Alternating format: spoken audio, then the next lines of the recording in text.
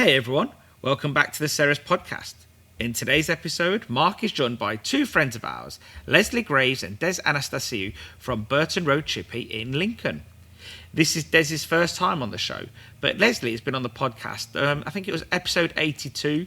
She was on with some other good friends of ours, Kelly Barnes, who is part of the pod squad, and Jodie Zeniou. Go back and listen to this episode. I think going back to listen to older episodes really gives some great insights, and you get to know a little bit more about Lesley. I do think we should get Des on the pod squad as a guest at some point, because I always love his opinions and thoughts. If we can get him going, that'd be awesome.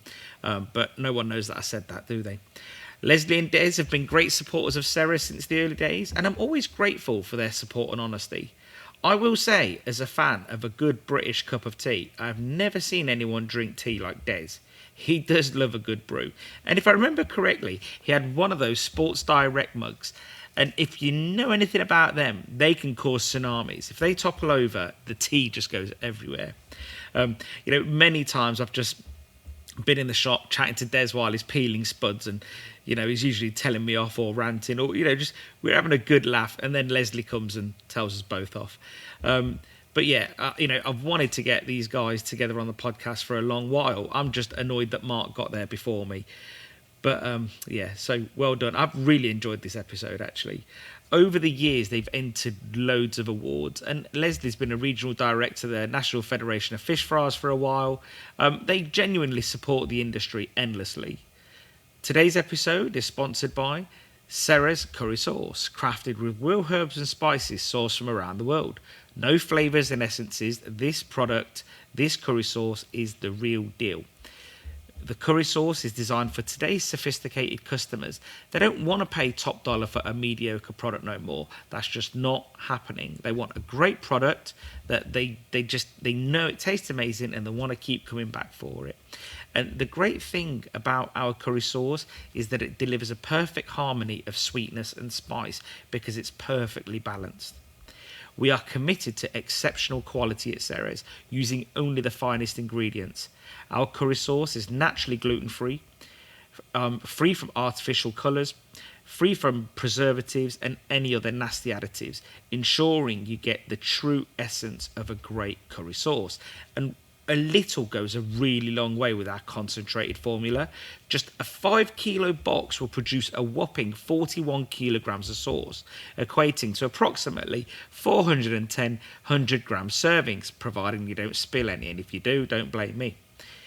Order your Ceres curry sauce today at www.ceres.shop for next day free delivery across mainland UK, or you can purchase it from your favourite wholesaler. Be sure to give it a try. Visit www.ceres.shop for next day free mainland UK delivery. And we also do deliver to the British Isles, Northern Ireland and so on, and a few European countries. To stay updated with everything we're doing at Ceres, follow us on social media, and also join our mailing list for direct updates and offers directly to your inbox. You'll find all the links in the episode show notes. Also, you can join the conversation on the Ceres podcast discussion group on Facebook. If you enjoyed this episode, please share it with your friends and colleagues in the industry. And don't forget to leave us a review on Apple Podcasts. It really helps us out. Now, let's dive into today's episode with Lesley, Des and Mark. I think you'll really enjoy this episode.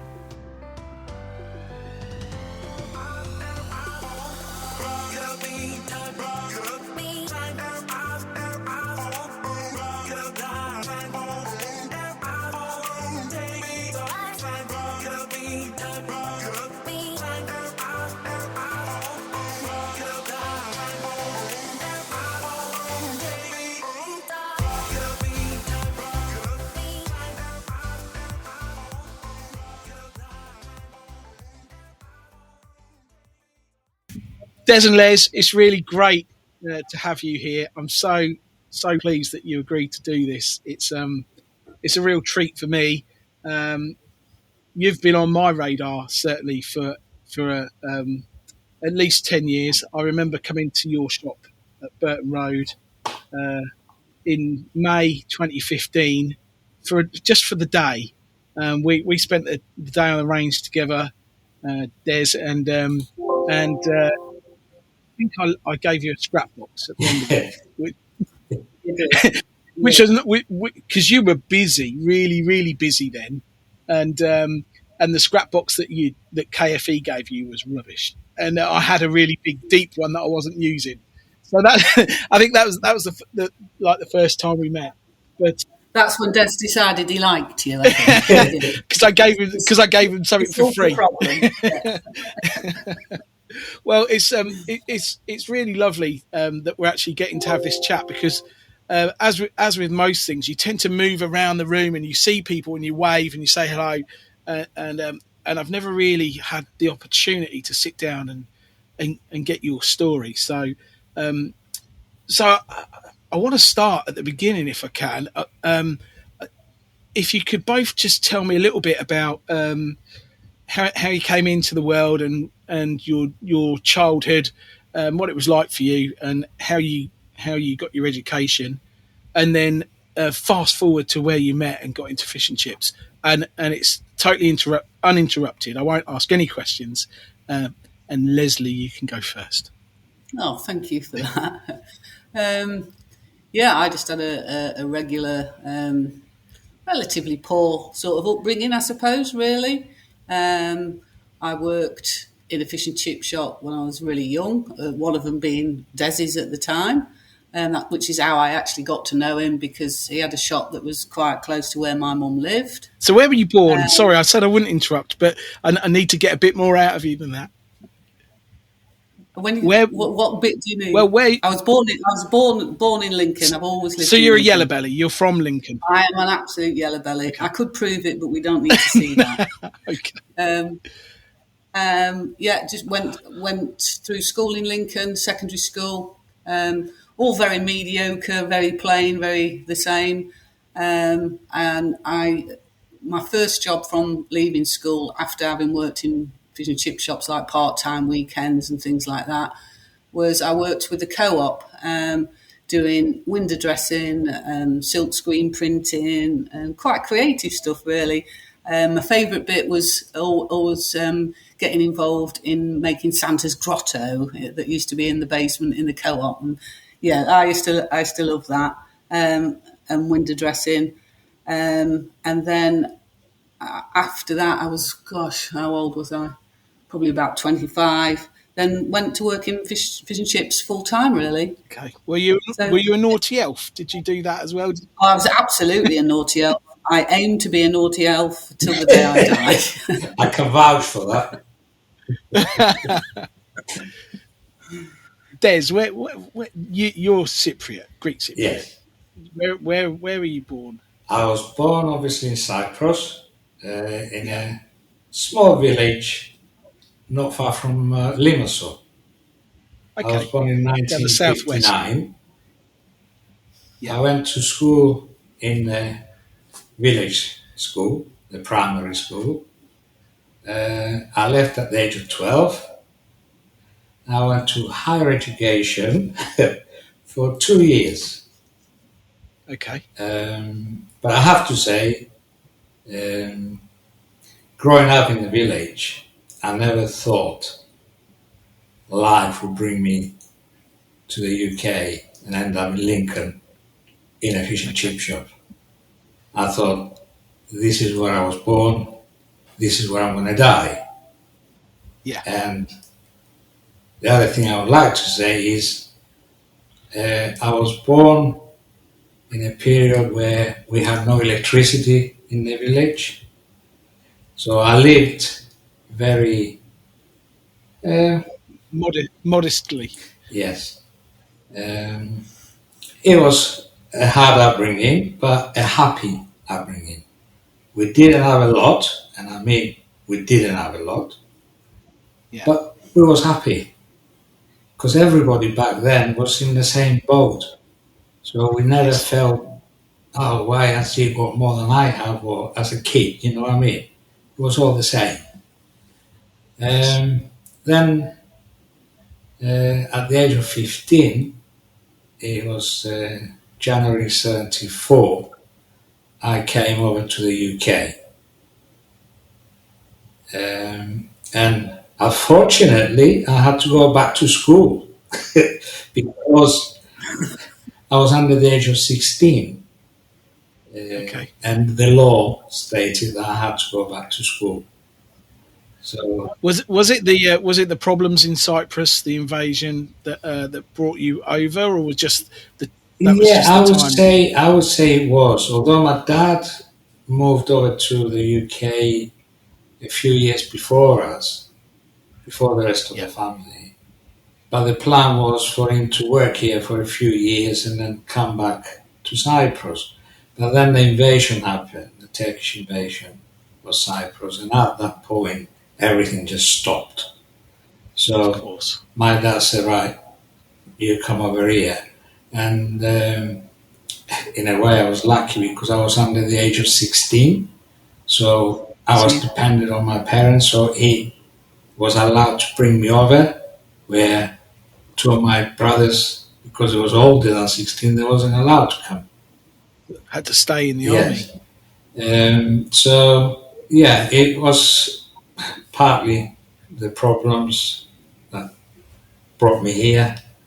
And I have to say, I actually absolutely hated the first 6 months in London. It was a Yeah, big of course. Big change. Lots of And lots. And the the language. language, I couldn't speak anything apart from yes and no, thank you and all that, you know.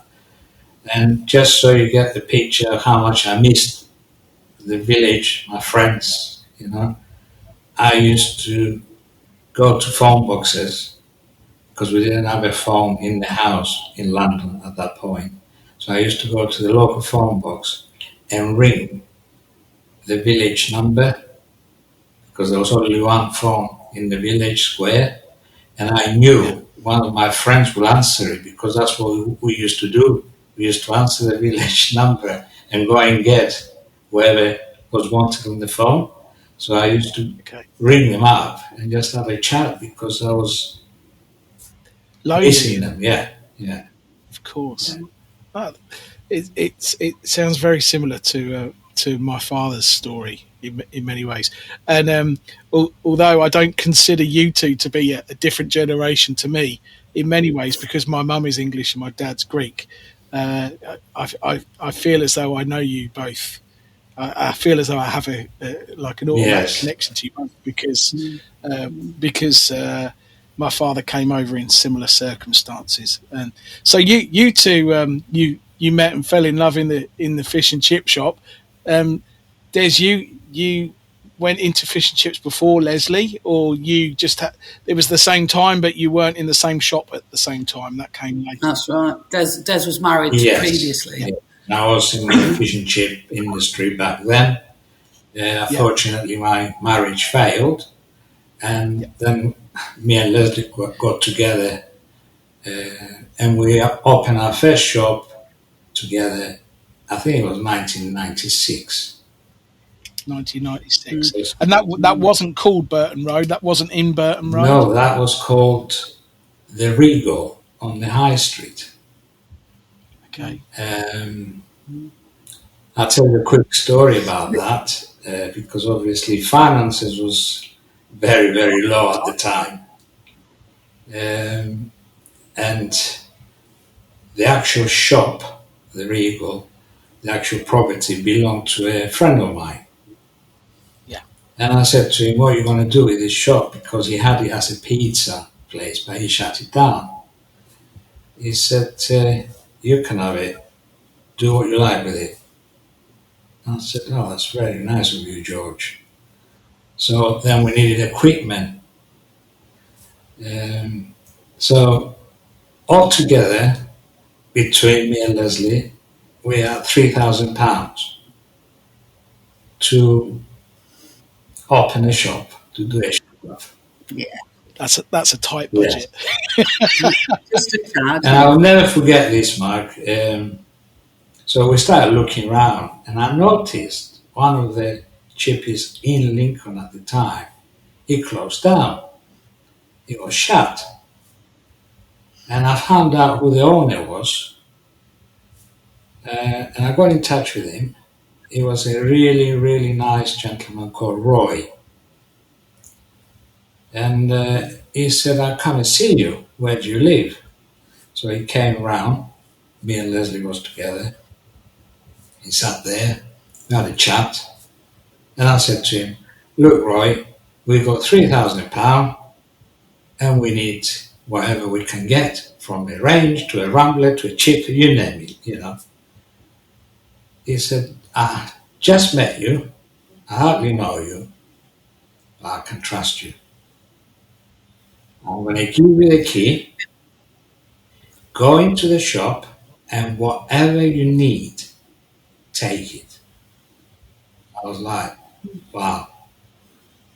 He'd really been taken advantage of in the past. Yeah. He told us his story, and he'd been robbed blind, basically, like from staff to partners to whatever. He'd been robbed blind, and I think really, the best thing we did was just tell him the truth from the start. Yeah. Because he appreciated that, and we absolutely had an affinity. So, yeah, the bloke was amazing, and we've got him to thank for everything, really. Yeah, I think. and that's why. For the start that you. Sorry. Yeah, I get that feeling about you guys too. You both thank him, but at the end of the day, I think there's an equal exchange of energy there. You reap what you sow. People get a feeling about people, and he's obviously got that feeling about you, and I'm sure you rewarded him, with by repaying him for his kindness. Yes, yeah. Well, when we opened, when we eventually got sorted out and opened this shop, the front of the range, it had an R on it because it was his name. So it was like that on the front of the range. So we took that as well. So when we were naming the shop, we had to think of something that started with an R to go with it, because we didn't want to lose that. We wanted to keep that R in there. Yeah. So we had to think of something beginning with an R, because there's no way that wasn't going to be the mainstay of what had happened, really. Yeah. So you couldn't call it Roy's, so Regal it was. Yeah. Yeah. And Regal's a nice name. It's, it tells people something about what you're doing there before it helps to sell, doesn't it? Yeah, I think so. Obviously, I've known you guys for a long time, and I feel as though, and I'm jumping the gun with this question because this question could perfectly come at the end, but I'm going to start with it now. I get the feeling that you two have both different skills that you bring to the fish and chip game, in that I'm sure you can both fry, I'm sure you can both serve, but I get the feeling that Des pulls the cart and Les steers the cart. She cracks the whip. That's what you mean.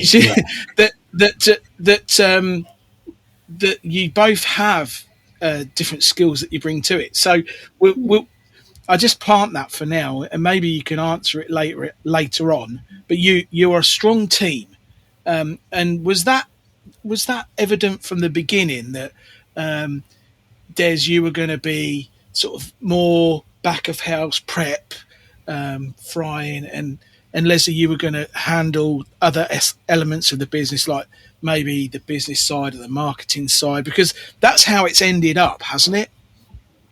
If I'm honest, I think Des thought he was going to do everything, and I'm just going to run round behind him because he's a Greek bloke.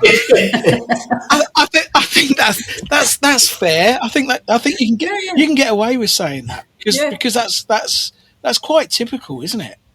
Yeah, and I honestly do think that that's true, and I don't think it was done with malice or anything. No. I think that's just Des's upbringing, that it's down to him. Yeah. To do the donkey work, if you like, to do the main thing, and then would be grateful for anything or any assistance he got. Yeah. But that's not how I am. For me, if you're in it together, and so you do it together. And then over time, you do find each other's strong points. So, I think once we'd found our ground, if you like, our own ground, that made us a stronger team. Yeah. Yeah. Again, as we continue on you telling us your story, I've got more questions to ask, and I want to ask them now, but I'm going to let you keep telling your story, and I'll save them. So, how were things when you first started at the Reeve? I can't stop telling. Des is dying to tell you a story. Go on, Des, just get it out of the way. Yeah, honestly, I can start from the very first day of opening the Reeve, right? As usual, right, was waiting for gas connection. Oh yeah, and I know this features later on in your story as well. Yeah, right. So I was waiting for weeks and weeks, Mark, right? And then we had an appointment. It was British Gas back then. We had an appointment for a certain day on a certain time for them to come and actually connect us. Okay. We got a call saying, unfortunately, we're not able to come on this day. That was after weeks of waiting, yeah? And the day before, we got that call. So I thought, Jesus Christ, what are we going to do? So back then, the only way of bringing your story out in the open, if you like, was the local newspapers. So I rang the Lincolnshire Echo and I told them the problem that we had. Straight away, they got in touch with British Gas, and straight away, the next day, British Gas was there, right? So they dug up on the side of the shop to bring the gas pipe into the shop. They connected us, but they didn't have time to fill up all the trenches they dug up. They said, we come back tomorrow. I said, okay, as long as we've got gas, we can now operate, you know? Yeah. So we opened the shop at 5 o'clock, right? Half an hour into it, we was losing electric power on the motor, the extraction motor. The extractor fan, I thought, oh my God, of course, as you know, you cannot operate without that. So I rang my local electrician. He says, don't worry, I'll be there as soon as I can. So now the shop was full of customers. Everything else was working. It was just the motor, Yeah. And I'm looking at the shop and I see his van. He pulled up in front of the shop. So I said to Lesley, just go and open the gate, the side gate, for him to come through into the back of the shop. So she goes running out there. I'm waiting, and I see the electrician. He comes in from the front of the shop. And I thought, what's going on here? So I looked outside the door, the back door. It was pitch black. And I shouted, Lesley! Where are you? Lesley! What? I said, where are you? She said, where's your bloody thing, are you? In the hole. In a hole. Oh no. Right? To be fair, I wished it had happened nowadays. I want to fit it down. She fell into the trench. Right? Oh no. Couldn't get out. Couldn't get So out. deep. Flipping God. Anyway, I went and pulled him out. Right. Luckily, she wasn't badly injured. You were okay. You weren't damaged. Oh, that's all right. You bounce then, don't You do, when you're younger. So, that was our first day. Anyway, the electrician did come in. He fixed the problem, and we started working. And it was a good shop, but it was a shop that got busy later on at night. Yeah. Being on the high street and things like that. Obviously, traffic at tea times and everything was really bad. So there was hardly any trade then. It was like after 9, 10 o'clock. And of course, we had to revise our opening hours. And we used to close at like 3 o'clock in the morning and things like that, because that's when most of our trade was happening, so we had to do it. We had no choice.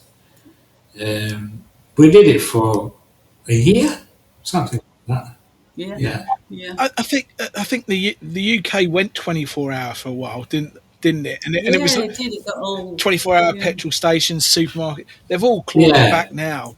Nobody seems to do it There was these a days. few nightclubs and pubs nearby, you see. That's why it was getting busier later at night, you know.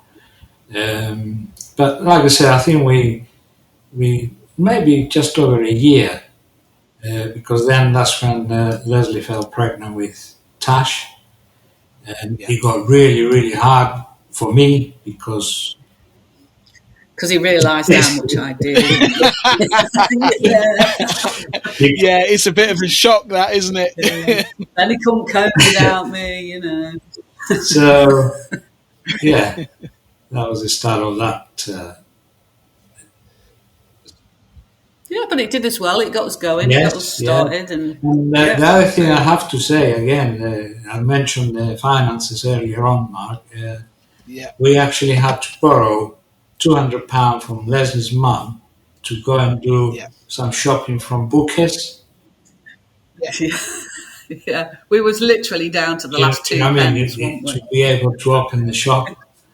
That's how we started, you know. But like Lesley just said, it put us on the right path.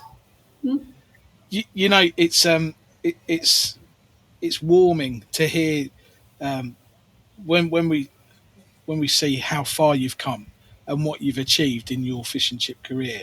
To know that your start was as humble as so many of the listeners, it really does. It's actually a story of triumph and hope. So, you know, I've been there as well. You know, there have been times when I've been sat outside my house before I go in, and I've brought fish and potatoes home because that's all I've got to take in to eat.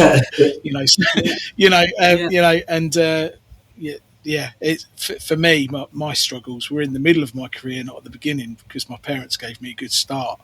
But 2008, if I could have afforded a bit of rope, I'd have hung myself, but I couldn't afford the rope. It's. I mean, we've all been in that place, and it's nice when you can sit in your home with a full belly and look back and say, you know, look at where we started, look at what we did, and look how far. You're absolutely right, Mark, and I'm sure a lot of our industry colleagues, they have got similar stories. Similar stories. Do you know what I mean? Yeah. So how long did you keep the Regal for? And from there, did you go to Burton Road? I think it was about 18 months, wasn't it? The Regal, yeah. And then I went back to the old shop that I had. Yeah. It was Burton Road Chippy, it was called, again in Lincoln. Yeah. And we was there for 2 years. And that's when, after that, we moved on to Burton Road, because I've always liked the area, the Burton Road area. Yeah. We've had 3 different places on Burton Road now. Okay. It's like a village within the city, if you like. It's a very close community, isn't it? Yeah, it is. Nice little place. Yeah, it's a nice part of the world, Lincoln. You know, it tends to get forgotten because of its neighbouring Yorkshire. You know, they take all the limelight, don't they? Don't they? Don't they, George? But I had a lovely chat with Adrian Treedale, which I think he's probably the other side of Lincoln to you. But he's a yellow belly. He's the only yellow belly. He's got brothers, but he was actually born in Lincoln, and he loves the area too. And it's a lovely area. My wife is also a yellow belly. She was born in Lincoln, so although I've not been there much, it's really, really nice part of the world. It is. Yeah. So you let's talk about your awards journey, because you started entering awards sort of seriously in about 2013. That's when you first started entering. Yeah. And by then you'd been in the fish and chip industry, not 2 decades, but about 15 years or so together. And there must have been a strategy. You must have decided, we've got our standards up. We're in a place now where I think we could win awards. Was it about putting your shop on the map? Was it a business health check? What was the motivation at the time for? I think we went to a little shop on Burton Road in about 2002. It was a really tiny shop, and by that time we got a bit more money behind us, sort of thing. So I think you learn how you want your shop to be to make it easier for you and how to work for you, and had the funds to do it in the way you wanted to do it. Yeah. So I think we started to sort of use our knowledge rather than get by. Yeah. And muddle through. Work smart instead of work hard. Exactly.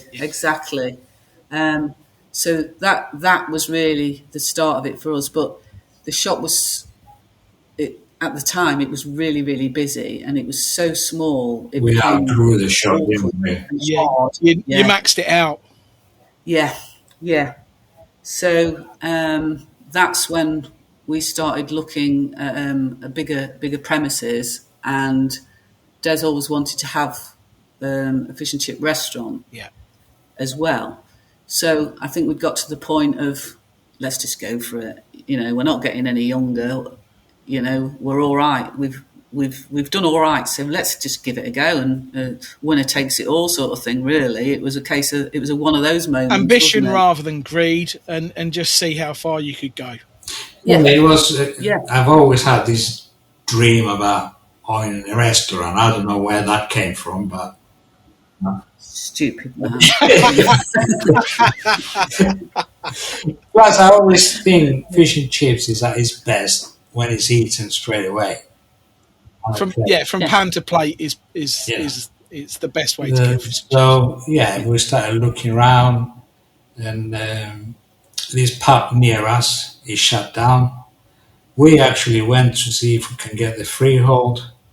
In the meantime, the landlord that we had in the small shop, he jumped in and bought the pub. So he offered us the lease. So it was the same landlord. Okay. And that's when we moved to 169 Burton Road. Yeah. And that's when he got greedy. Well, when the landlord got greedy. Yeah. Well, we'll come to him in a bit, because I already know that he's and Stella says I'm not allowed to swear. Now the journey into the competitions. No, hang on. Just what that. So we did have a lot to do with laying it out, setting it up. There was a lot of building works that was done, and he appeared to be involving us in everything to do with it, which we'd got no reason at that point to distrust him, because he'd been okay in the other shop. So we was maybe a bit naive. Well, we definitely were naive. There's no maybe because he about that. had to charge us £20,000 for building the building. Right. Okay. So he started getting a bit bizarre, but we got there in the end. And we opened the restaurant, which was new to both of us. The restaurant was based on what we like when we go out, how we want to be served, how we expect the tables to be, so all the working practices were based on our own experiences when we go out, sort of thing. Yet we know we can do the fish and chips, but we've got no idea what we were doing in a restaurant. And then, of course, there was alcohol licenses to consider, all things that we perhaps hadn't really considered properly beforehand. So we got a fair bit of help with that from my brother, didn't we? because he'd worked in restaurants and that was a godsend. But no, having the restaurant was great. Well, it really was. Having tried your hospitality and your food as a customer, I can say that what you've just said is a brilliant starting point for anyone who's thinking about putting in sit down, because if you build something around the things that you like as a customer, it really pays off. I found my eating experience to be absolutely top drawer. The attention to detail, the decor, the level of the service, all of that. If that's what you like to receive and you give it to your customers, it really does pay off. So Thank you. I mean, it really was, considering it was your first attempt at doing sit down. Yeah. You absolutely smashed it with the hospitality Thank you. Side of things. So you started entering the awards in 2013, and you won restaurant in 2015. So within 2 years of setting it up, you won Fish and Chip Restaurant of the Year. So now, giving customers what you would like to receive is a really good lesson for any listener out there. If you're unsure what to do it the way you would like it done for yourself. Is a really strong. We didn't think it was fantastic or anything, but we thought it's okay, Well, we weren't trying to be a Michelin star restaurant. We wanted to be silver service. We were trying to be a fish and chip restaurant that offered good service. Yeah. Well, I came. You put a new range in 2015, and I was lucky enough to be the person that helped you switch it on for the first time, and I could tell by the not just you guys, but your workforce, everybody that works with you was so tuned in, so dialed in to the customer experience. You got the food absolutely perfect anyway, but it was clear to me that I was working with a bunch of people. Yeah, nobody in the world can run a business on their own. No, but your whole team were super dialed in to giving the customer a great experience. Just from talking to them. But you didn't just win restaurant that year. You scooped some other awards. Like within the next year, you got Quality Award Champion and the Marketing Innovation Award, and then the year after that, you came second in takeaway. Now, to come second in takeaway after already winning restaurant, I don't think anyone's ever done that. Maybe Coleman's of South Shields have won restaurant and come very close in takeaway, but to do so well in both the big awards is quite rare. Is that more you, Lesley, with the paperwork side, or is that more Des with the food side, or was it a team effort? How? I think well, I don't know what. I've never thought of it like that. I think it was a team thing. I think Des more wanted to win it. I just, if I'm honest, wanted to drive the business on at this point. Yeah. And I think entering awards absolutely does that. Yeah. It keeps the team engaged. It keeps us focused. And again, Des really had a bee in his bonnet that he wanted to win it, if I'm honest. Yeah. But it was more for Des, really. I think. I have to say, Mark, I blame you for that. You blame me? Why was it my fault? What did I do? Because I saw what you achieved when you won it. And that's sweet. Honestly, you wrote a book about fish and chips. You set up Chippy Chat on the internet and all that. You was doing your Chip Barons dinner and dance, whatever you was calling it. I thought you did absolutely fantastic, and I thought Well, Can I Christ, Des, I'm so reach pleased. that? I'm so pleased we didn't win, because believe me, love, nobody's going to want to read it. Oh. Yeah.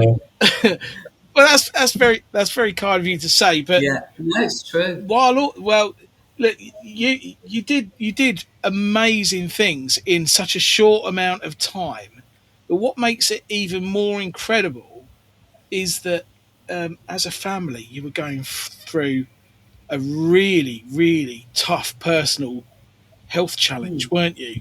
Yeah. Because your daughter had cancer right in the middle of all of this. She was diagnosed with cancer in April, after we won the restaurant in the January. And I Day suppose as before her well, from a birthday, business wasn't it? yeah, the day before 17th birthday, yeah. And this is where your team comes into its own, isn't it? If you've looked after that team, nurtured that team, and they're fully in tune, then we felt safe that we could step back, even though we would have stepped back no matter what, obviously, at that point. It did bring us back to reality in a lot of ways, that ultimately, yeah, you want your business to do well, you want to win awards, but at the end of the day, it's fish and chips. Your daughter's got cancer, get a grip, you know? So it sort of prioritises your life, I think, when it's something like that. So we spent a lot of time out of the business at that time, obviously, going backwards and forwards for hospital treatments and diagnoses. We didn't never know what the outcome was going to be. It was just, yeah, terrifying, absolutely terrifying. But thank God, you know, it was a good outcome, which is all that counts, really. I remember seeing you guys at the time, and you say that you dropped back from the industry, but I would say you didn't. You were still front and center, but you had your daughter with you, and she bossed it. She turned up whenever you turned up. She turned up. Sometimes you could tell that she was poorly, but she was just so positive, and you must have taken some strength from that. But I can honestly say, I mean, it sounds bizarre. I can honestly say my daughter's my hero. that doesn't sound bizarre at all.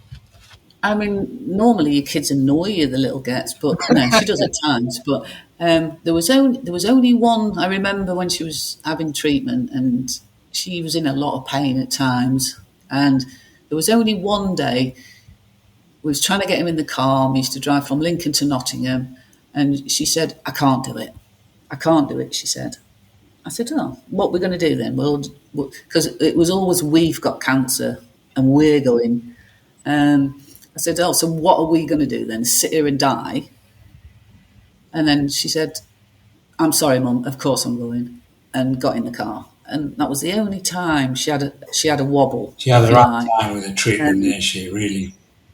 She did, yeah, she did. But no, she did absolutely incredible, and she knew that we were the team. We were always the team. So yeah, if we went somewhere, she came with us, because we went with her when she needed to go somewhere. That's just how it was. We call ourselves a triangle. Yeah.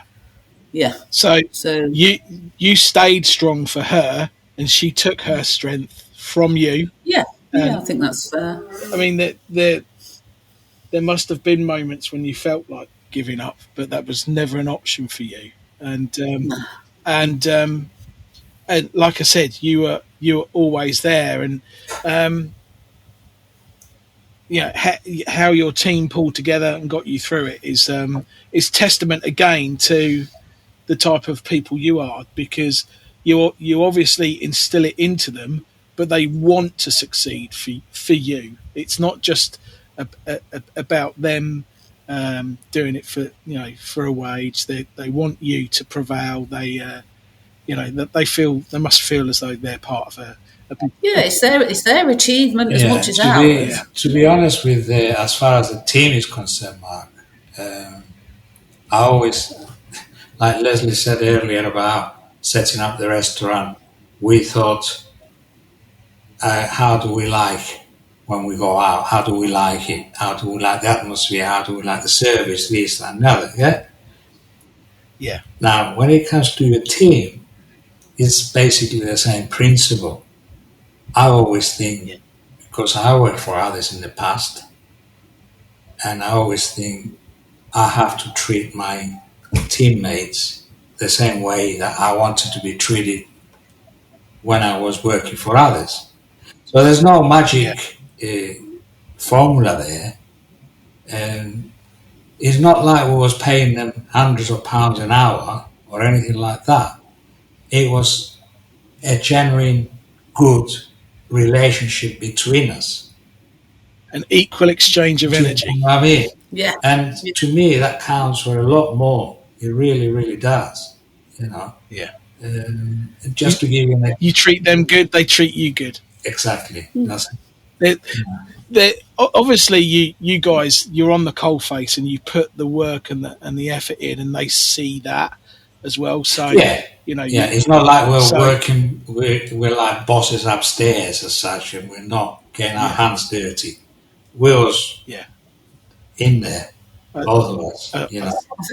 I think the way I can explain it is when you've got a restaurant, there's a lot of toilets to clean. Yeah. There's urinals, and then there's the disabled, and then there's the ladies. But I would say 9 times out of 10, I cleaned them. Yeah. Not because nobody else could do it, but because it's the job nobody wants. And if you're prepared to go and do the job nobody wants, then they perceive you as not that bad. Yeah. So, yeah. Yeah, you're a proper boss. Yeah, because you're not afraid to get your hands dirty. No. So the rationale behind entering awards, it was as a health check and to put your business on the map and to maybe get some kind of recognition or self-satisfaction that we're doing the job right. What was the rationale? I don't think we was ever very confident in what we were doing, if I'm honest. Can I just say, how it started really is we became aware of the quality award from the NFFF.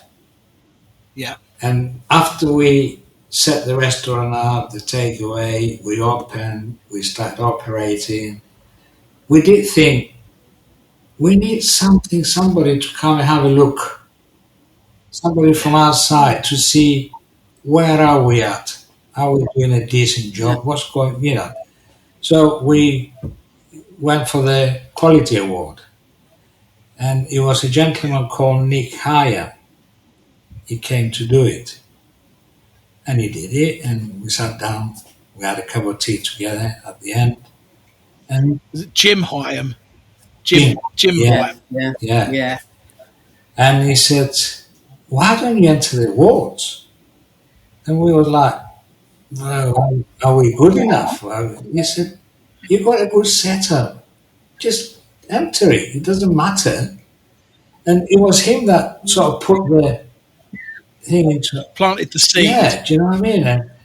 And then a week later, we got to know that we passed the quality award and we got the certificate. So that got us excited. And we thought, you know what? Come on, let's go. Let's do the awards as well. And that's when... See how far you can go. Yeah. And it got a bit infectious as well, didn't it? I mean, like, we had a young friar that went in and then entered the young friar. He didn't win or anything, but he loved it as well.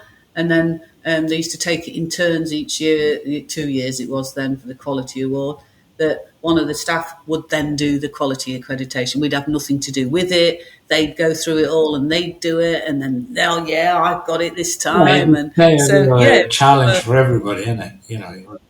definitely. It was a way of getting everybody involved and getting everybody on you're moving in the same direction. And within 2 years, you were winning the thing, which is incredible. It was the first year we entered the takeaway, Mark. We reached the final. Yeah, we got top 10, And I remember how excited we was. And then I remember how terrified we was. We had to do this dreaded presentation in London. Yeah. Right? Tell me about that. How did that go? You was actually one of the judges. And I kept looking at you because you was the only friendly face in that room that I knew. I was friendly. It did not go well. We're not. I mean, these days kids go through school, don't they, doing presentations and all this, that, and the other. But we was just like, it was ridiculous.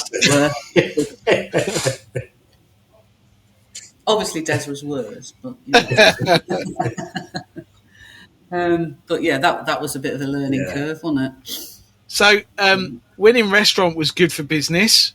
Brilliant. We then had a bit of a break from awards, but you didn't back away from the industry after you'd won pretty much everything there was to win, apart from the big one, and you came second in that. Sorry, I'd like to say you came second twice, by the way, Mark. Oh, twice. Oh, listen at him showing off. I didn't realise that. Well, we might as well call that a win. You might as well have had. You should be given the trophy just to have it in your shop anyway. Always the bridesmaid, never the bride.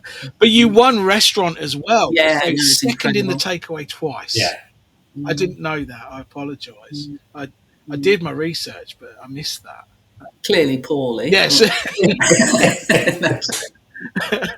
Twice. Well, I made the final 2 years after winning it, but I didn't win it twice.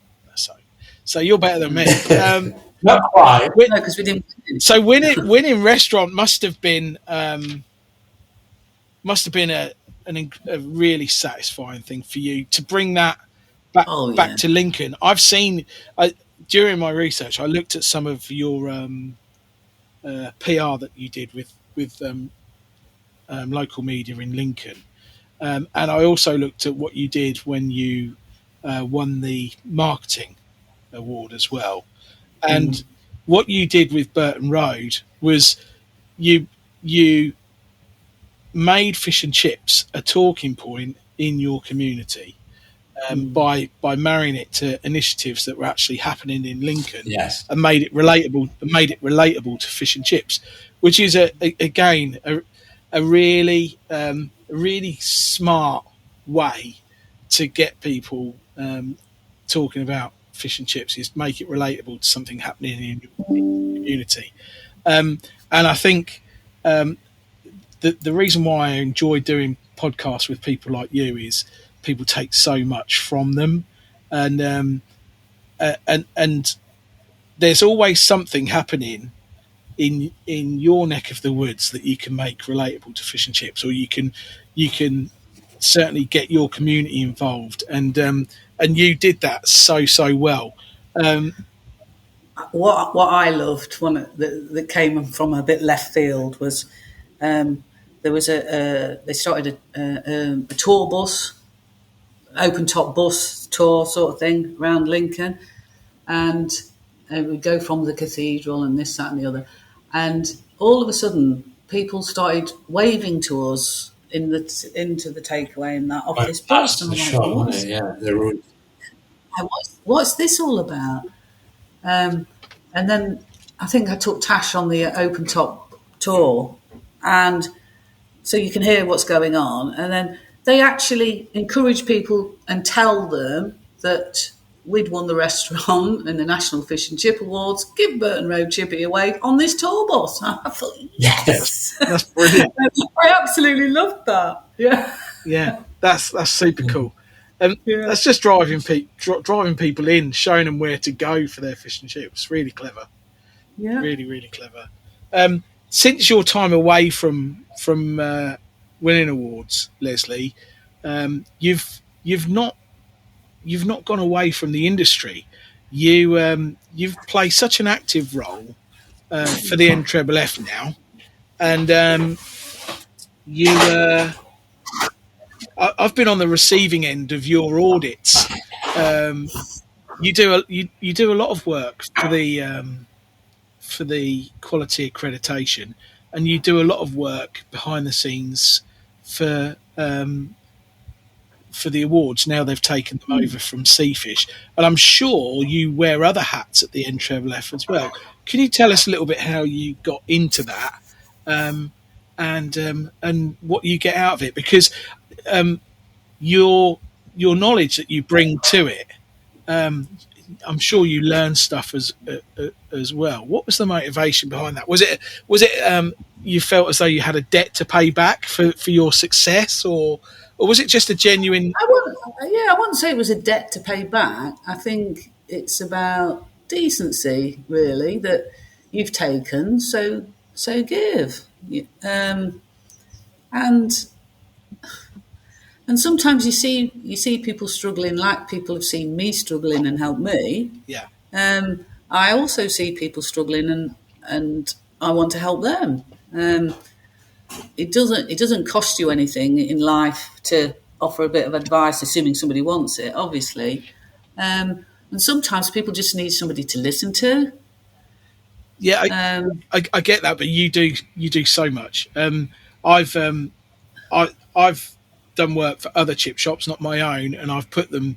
I've suggested that they get the quality accreditation, and we've taken up plenty of your time doing audits, and you're so professional and so helpful and so thorough.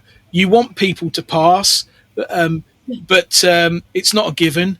If you don't quite come up to scratch, you'll hold the hat.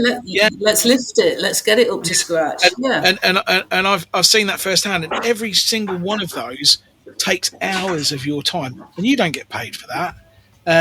And so I really wanted to use this opportunity to recognise it and to thank you. That's really kind. Well, thank you. Well, you don't stand front and centre. You are in the background, but you are one of the really important cogs that has made the NFFF machine turn so well for so long. That's lovely. Thank you. Thank you for calling me a cog. It's a new one on me, but I know it was said with kindness. It was well intentioned. So, but I also hear that all good things must come to an end. Is that part of your long-term plan as a crew? That where is Burton Road going? What are you? I know that you're going to start doing less at the NFFF now. I am, but I'll still be doing the quality accreditation, and I'll still be helping with the awards. But I've got things now in my own life. I mean, Des isn't getting any younger, is he? Bless him. So he needs a little bit of help now and again. What's you on about?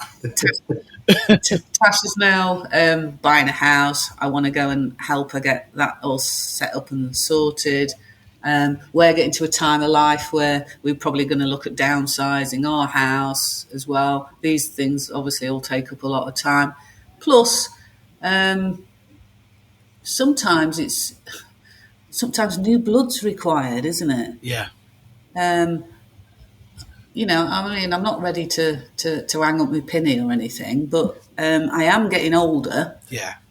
So a bit of young blood in there, some new ideas, can't be a bad thing, really. How many years have you been doing it now? Ooh, not sure, 8 or so, maybe. Yeah, I'm not entirely sure, to be honest.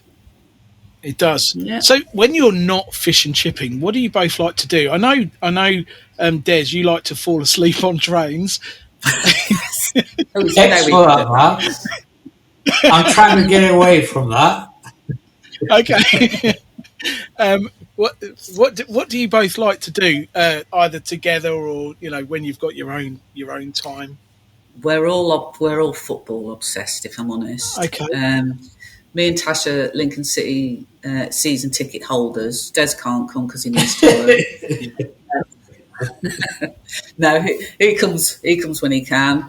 And Des is an Arsenal fan, as is Tasha as well. Our life in football season revolves around football, if I'm honest. I knew he liked the Arsenal.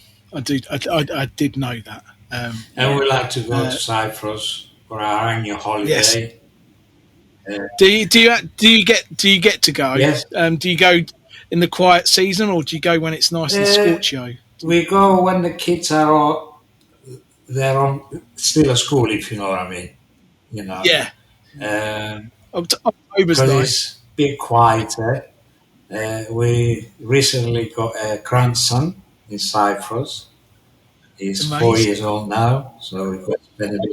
Born on Des's birthday as well. We'd like to go and see him, obviously. But basically, we don't do a lot of some people got hobbies and they go and play golf or whatever. I can't say I. I tried golf years ago and it's just so boring. I don't know. I'd rather go for a walk. Yeah. Yeah, life's pretty much football, to be honest. When you're not working. Now, let's come back to this shithead landlord, because let's not call him that, Mark.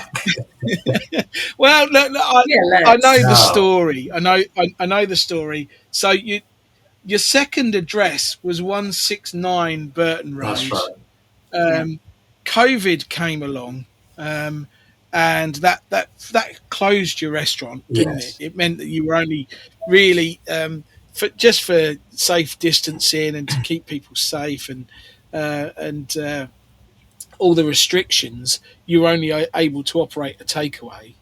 But fill in the gaps, because you're now, take 50 off. You're now at 119 Burton Road, your third property, and I know that you had all sorts of effing problems with your gas meter there as well.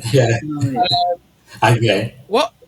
Again, nobody fell in any holes. But tell the listener the story about what happened at 169.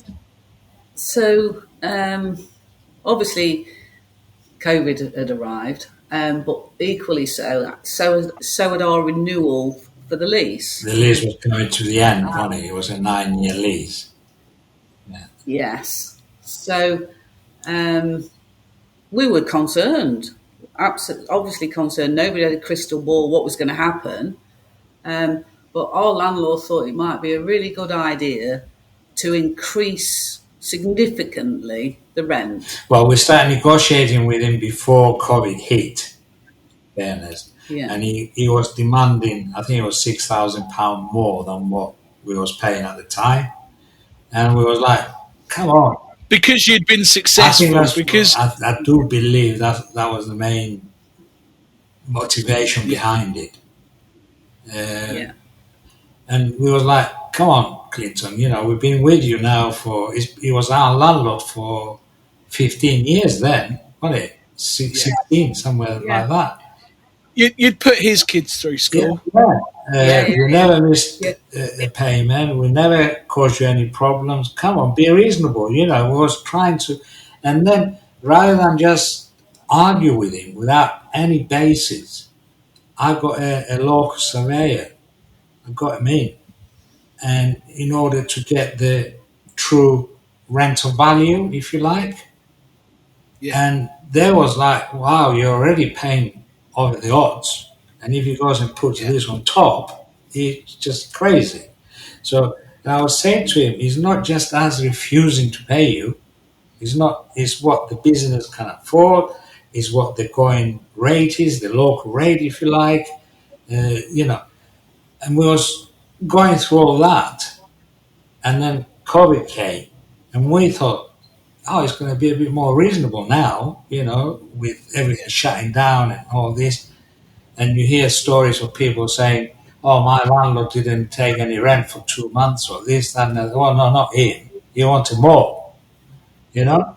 Yeah. And he just kept insisting and insisting and insisting. He wouldn't budge on more or less anything, would he? You know? And No. that's...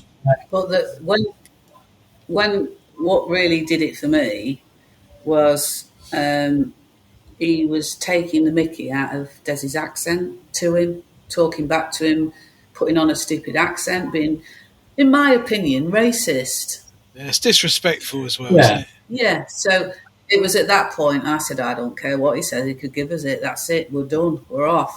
And this is where Des comes into his own with things like this, I think, is he went through everything with a fine-tooth comb with everyone along Burton Road, because obviously we've got a bit of an issue when your business is called Burton Road Chippy, Yeah. and presumably what the landlord thought was on his side. And then Des found another property on Burton Road. I said, no, let's just do it. Let's just do it. Yeah. Give him it back. And he was actually ringing friends of ours in the industry, offering them the lease when we moved out. Please. And Yeah. quite a few of them said, But you are cheaper. joking, aren't you? We're not going to come and go against Des and Lesley, you know. Good. And I was quite taken aback with that, to be honest, because I know the people, obviously. And yeah, it was very, very unreasonable. I mean, it cost us a lot of money to move, Mark, as you're probably aware of Yeah. all the cost and everything. I was aware, yeah. And we were sad to see the restaurant go, and it really hit us when it was emptying. It was like, wow, we worked so hard to build this up, and it's come to this. But there comes a time in everyone's life when you have to decide whether you're a piece of or not. Yeah. You more or less left with We decided we no weren't. choice. Yeah. So And your customers will move with you. yeah, anyway, I mean, because touch they know wood. Mark, I would say, well, I can't say all of them, but the majority of them followed us. Yeah. We probably lost some of the restaurant customers, obviously, the ones that like to sit down and eat fish and chips. But the takeaway, I think they're all with us again. So Yeah, definitely. it's an easier business to run as well. But you know, at least you did it. Yes. You had the restaurant. Yes. You know. We did it. We went through different stages where we loved it, we hated it. Do you know what I mean? It's true. I always said, you know, every business has got its ups and downs. If I sit here and say, oh, I love my journey into the fish and chip world, and this and now there's been a bed of roses and things like that, I'll be lying. You know. Yeah. I fell out of love with fish and chips, and David Miller, actually, David and Nick, and Lesley, actually, the whole family, didn't know it at the time. They gave me a kick up the arse, and turned me around, and so a visit up to Miller's was life changing for me because I was ready to walk away from my business. I remember talking to you, and you was just about had enough at the time. Fish and chips. Yeah. But you know, it's still keeping me in handbags and shoes today. So you know, it's still doing the job. So, what is your outlook or prediction for fish and chips going forward? You've been in the trade for a while. We've been through, I think, the last couple of years, we've been through some challenges with energy costs and raw material costs, oil going up, fish going up. Potatoes have found a new level that I think they're never going to fall back to where they were. You know, and I think as an industry we've cut our cloth accordingly. We've put prices up to protect our margins, which probably 5 or 10 years ago we were afraid to do that. Now we have to do it. If you want to still be here, you've got to be doing that. Would you say that, you know, we're through the worst of that, or how do you see fish and chips going? Do you have? I think we're certainly in a more settled period, but I have concerns for the future of fish and the pricing there. But yes, have we got brave enough now to put our prices up according to what it's costing us to maintain that profit margin? Hopefully, yeah. You've still got certain people in the industry that aren't probably playing fair with certain things, but I think we're always going to find that. Can I say that there may be the cash only shops that probably don't pay all of their taxes, or you know, we know there are businesses out there that it isn't a level playing field. I have a probably not a common opinion that maybe cod is going to outprice itself out of fish and chip shops. It's going that way, Mark. It's going to get to a point where fish and chip shops are going to have to start selling something instead of cod, and consumers will make a choice. If they want cod and chips, they're going to have to pay, you know, cod and chip prices. Haddock is, you know, is so much cheaper than cod at the moment.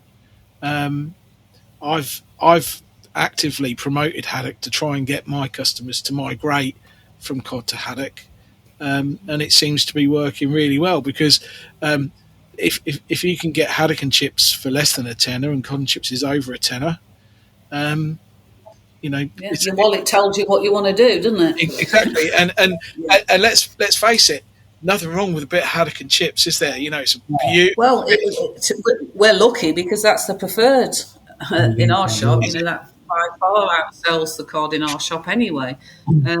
So we're lucky from that respect, but that's only now. Who knows what it's going to be in a year's time? Believe it or not, cod is getting more and more popular, although it's dearer. I don't understand that, but well, they're talking of quotas being cut again. You know, they've already set that out, haven't they? That it's going to be cut again, and that can only push prices in one direction. I find that when the coastal shops wake up in the summer, you know, cod becomes you know, a very rare commodity to get hold of. Indeed. Yeah, they're going to have a wake up call. I mean, with the potatoes, I mean, it used to be demented, didn't it? At what prices they could fluctuate between. So I'm sort of quite happy for them to be in the middle there. All at a reasonable, because it's easier to price your goods. It's easier to plan. It's easier, you know. And why shouldn't the farming industry, the potato merchants, why shouldn't they know what they're sort of going to get? Yeah, well, when they're planting, because they're not going to plant. Yeah, they need to make enough to be here next year, don't they? Absolutely. So I'm okay with that. I suppose it's the people that give massive portions and not paying what they ought to be doing in the VAT department are the ones that are going to suffer there, and I'm also okay with that. Yeah. You know, the good shops should prevail, and the ones that don't play the game will get found. They'll get found out. I think that's the climate that we're going in. So, what does that mean for Burton Road? How long do you see you guys? Have you got a plan? Because a lot of people make a plan when they come into the industry. They don't make a plan of how they're getting out, or is that top secret? Because you can say to me, "Piss off, Mark. That's our business." You know. I think we're doing less and less. In fairness, do you know that? Yeah, Des's son does the majority of it anyway. Is that the hope that he's stepping into your shoes? That's secretly hoping, but he's so in love with Cyprus. He wants to go back to Cyprus. Yeah. But you said that for the last 10 and years. that's where the problem is. But ideally, yes. Is there a Burton Road in Limassol? No, but we can make one up. Yes. Just change the sign. Nobody will know this. Yeah. Yeah, so that To be honest, we haven't really thought, what are we going to do? Do you know what I mean? Yeah, I mean, this is the plan for the next couple of years to sort of look at the Yeah, exits. because, I mean, obviously this has been going on for the last year or two where I'm doing a lot less. Leslie's doing it. She had an accident a couple of years ago, Lesley did, and she broke her wrist. oh, okay. She was doing decorating at home. Who Well, was that? I was hanging the same thing. And, yeah, I was hanging curtains with a paintbrush. Yeah, do an awful lot in the shop because, you know, she can't use her hand properly, if you like. I sort of took a back seat and he's doing all this going with it, if you know what I mean. And it's working at the moment. Now, how long is that going to go? I don't know. You know. Yeah, you're always going to be able to give him the time to go and sit on a beach for a while. Oh yeah, exactly. yeah. Yeah, exactly. So what's the best piece of advice either of you have received in your career? Who has given you those light bulb moments? I know if I were asked that question, I know people that have given me bits of advice that have stuck with me. There must be moments when somebody said something to you that's that you've that's become your rule or your mantra. Who's done that for you? I think for me, there's been lots, and there's been lots of different people because I don't always appear that I do, but I do listen to people.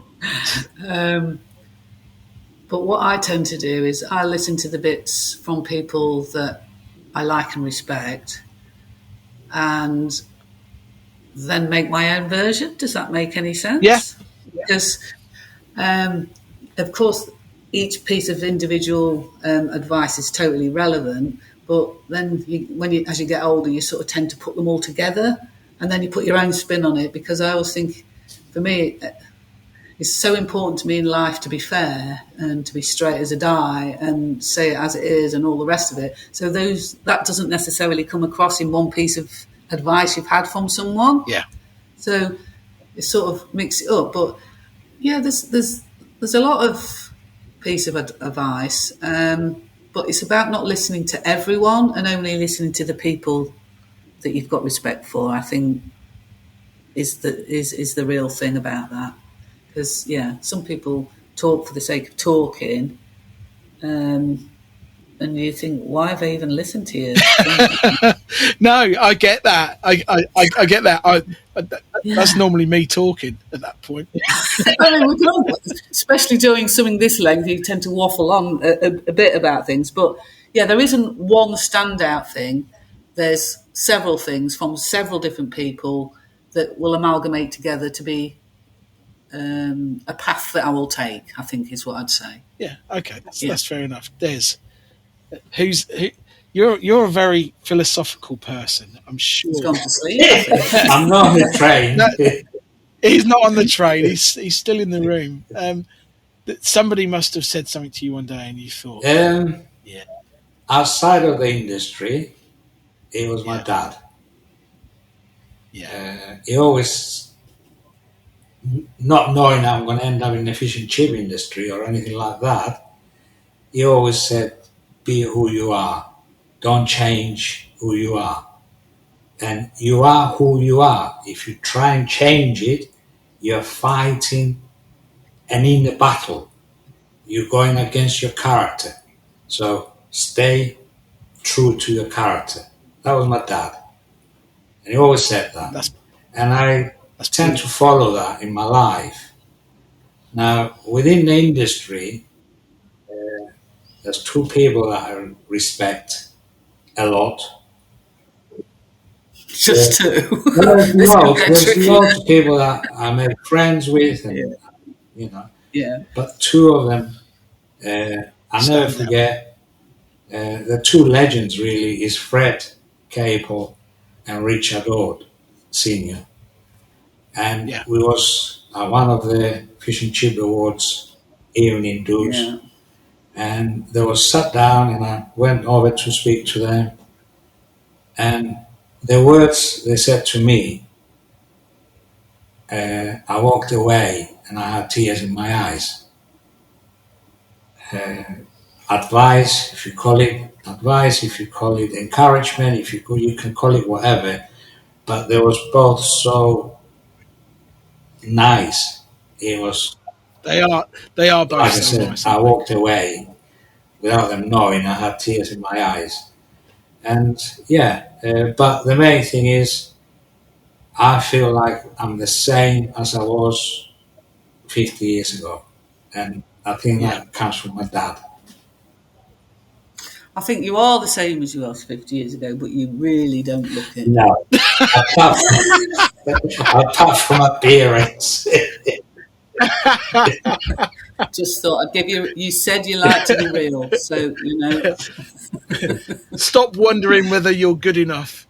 You're not. Yeah, exactly. Can't even try and get there. Yeah.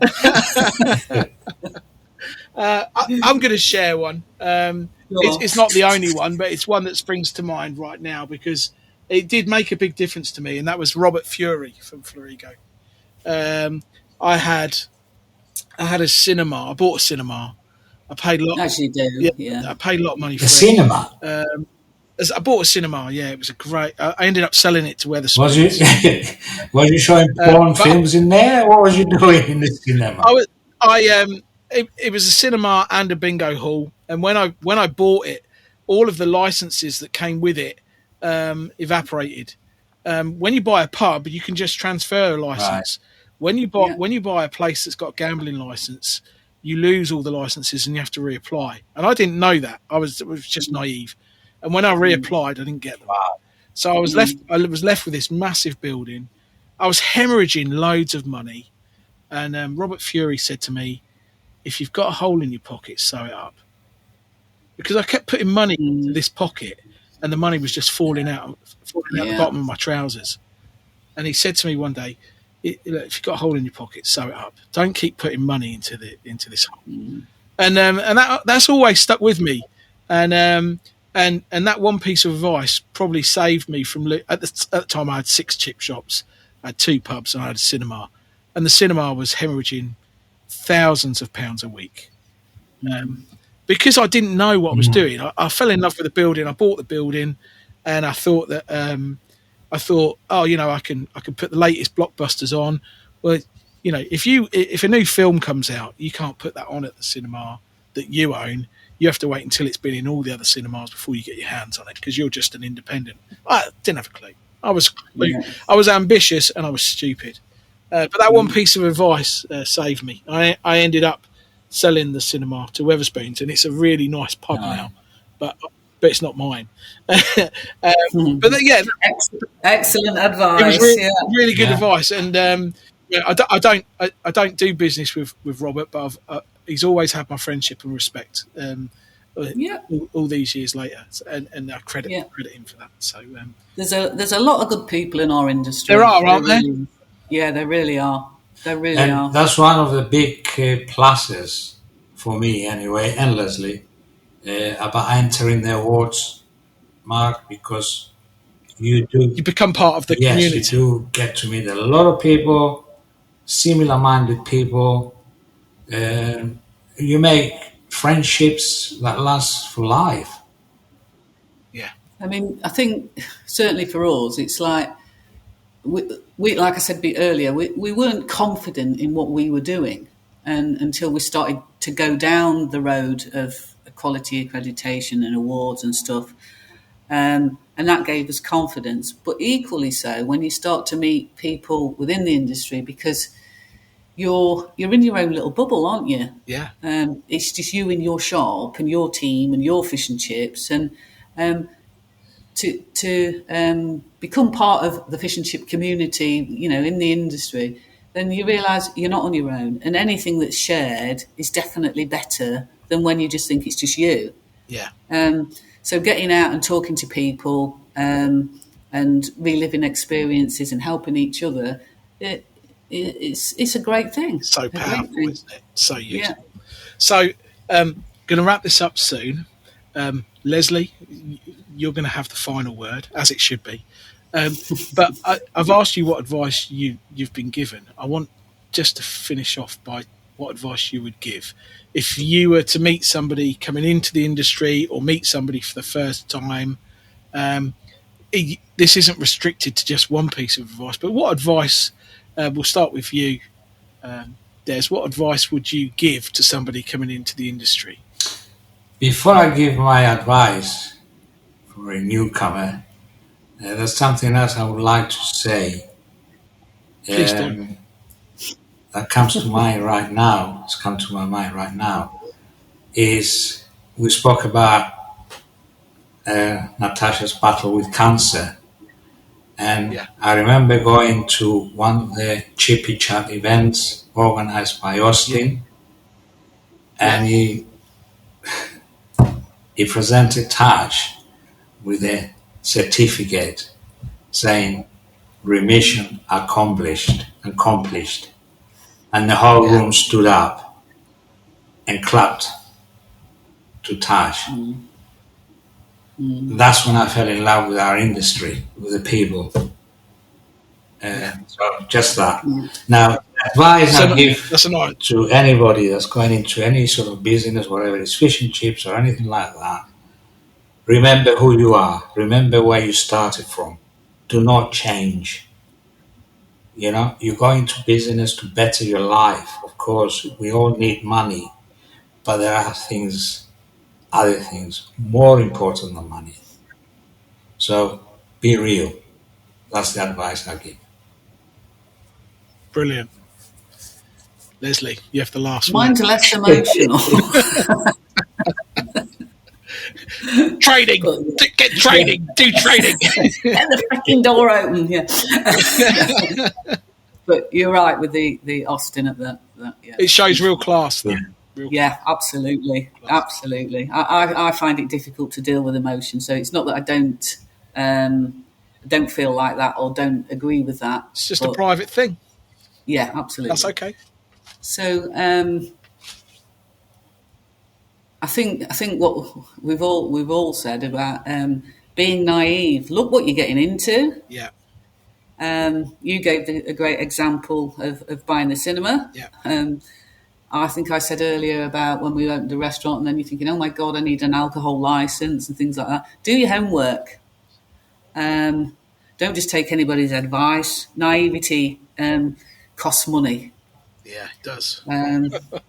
So yeah, and we've all been there. Yeah, we have. But if you can save somebody else from doing that, then it's a great thing. Learn your trade. Don't assume you can do it. It's not just fish and chips. Training. Choose who you listen to advice from. And then have confidence in yourself, because we lacked that for many years. Yeah. But a bit more practical advice, Mark, again, people will go and spend 100,000, 150, 200,000 pounds to set up a fish and chip shop. Yeah? And they've got no idea what they're doing. Okay? Mm-hmm. It's like you go and buy a Ferrari and you haven't got a driving license. So I say to these people, if you are going to go into fish and chips, train yourself. Go and do some training. Do not. Excuse me. I'd like to complain because you said I would have the last word. I feel cheated and wrong. Right. No, you've butted in again. I'm not having it. Right. I think that's where we'll end it. You better do. you guys, it's been a real treat for me. That was an hour and a half. That's gone so quickly. I've enjoyed it so much. It was lovely to speak to you. Thank you very much. Yeah. I really can't wait to get the feedback on this, because I know there's so much gold in this episode. I'm sure people will really love it. Thank you so much, and I'll see you at the next event, I'm sure. Yeah, hope to see you soon, and thanks ever so much.